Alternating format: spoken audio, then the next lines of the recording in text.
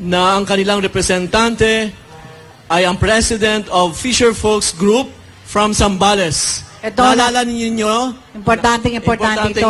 Para malaman natin kung ano nangyayari diyan. Mr. Anthony Collado. Hello. Magandang hapon sa lahat po. Ang panawagan ko lang din po sa ating mahal na Pangulo. Lagi namin sinasabi na ang hinanaing ng aming mga sektor ng mga mangingisda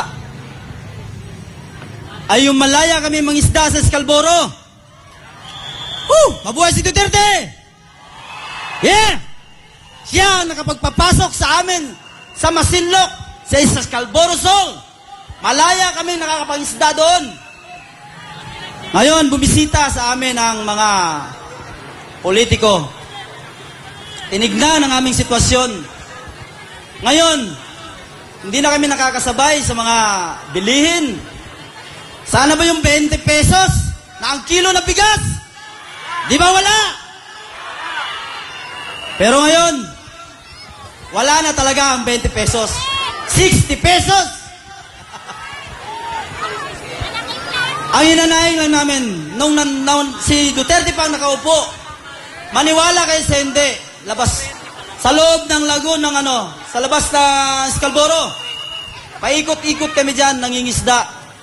Welcome kami, kaibigan namin ang China. Kaya mga kaibigan, sana madinig ng ating mahal na Pangulo ang ating mga hinanaing na sektor. Kahit sa buong bansa, sektor ng mga mangingisda, dapat marinig niya ang mga hinanaing dahil kami ang mga mangingisdang mahirap. Mahirap kami mangingisda sa totoo lang. Lalo pag bumabagyo. Bakit? Bumabagyo lang ba tayo bibigyan? Dapat kahit hindi bagyo, kailangan na tayong suportahan. Mga kaibigan, mahal natin ang dating Pangulo. Pero ngayon, ewan ko, mahal ba natin ngayon ang dating Pangulo? Ang ngayong Pangulo? No way, hindi! Mabuhay ang maisog! Mabuhay ang maisog! Maraming salamat po!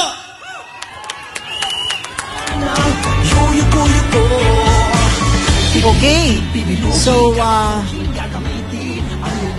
Ito ang tanong, kung bakit hindi sila nakakapangisda sa Zambales. Napaka-importante pong, napakahalaga na topic na pag-uusapan po natin ngayong araw na to. At syempre, meron po tayong magsasalita tungkol dito at